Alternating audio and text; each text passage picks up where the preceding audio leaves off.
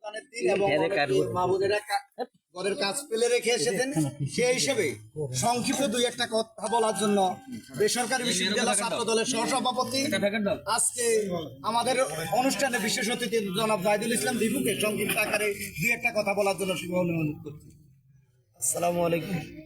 শিক্ষা ঐক্য প্রগতির মূলনীতি নিয়ে আমরা যারা ছাত্ররাজনীতি করি, আমাদের নেতা এই অঞ্চলের মাটি ও মানুষের নেতা শহীদুল হোসেন আনি ভাই পাচ্ছেন অক্সফোর্ড খেলার ঢাকা বিশ্ববিদ্যালয়ে ছাত্রদলের নেতৃত্ব দিয়েছে, কেন্দ্রীয় ছাত্রদলের নেতৃত্ব দিয়েছে।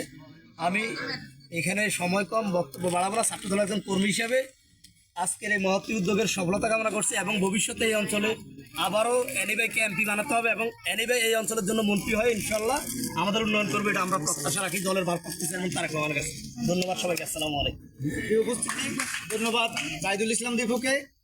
আমরা বলবো আমাদের লোকসংখ্যা বিএনপির এই অঞ্চলে জনসমর্থন বেশি, সেই তুলনা আমরা যত জিনিসই দিই অনেকের মাঝে পৌঁছে না। দয়া করে আপনারা যারা পেয়েছেন আর যারা পান নাই তাদেরকে সান্ত্বনা দিবেন। আমাদের সামনে আরো অনেক দিন আছে, অনেক সুযোগ সুবিধা আছে।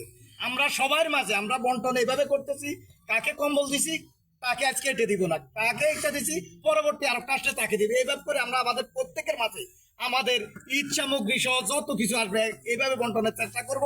আপনারা আমাদেরকে সহযোগিতা করবেন, দোকানপাটে আমাদের সমালোচনা না করে আমাদেরকে সহযোগিতা করেন।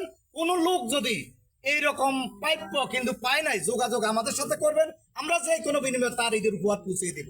এই উপস্থিতি এই পর্যায়ে আমাদের এখানে সংক্ষিপ্তভাবে আলোচনা করবেন আমাদের ইউনিয়ন ইউপি সদস্য জনাব কামাল হোসেন পাটারি ভাই।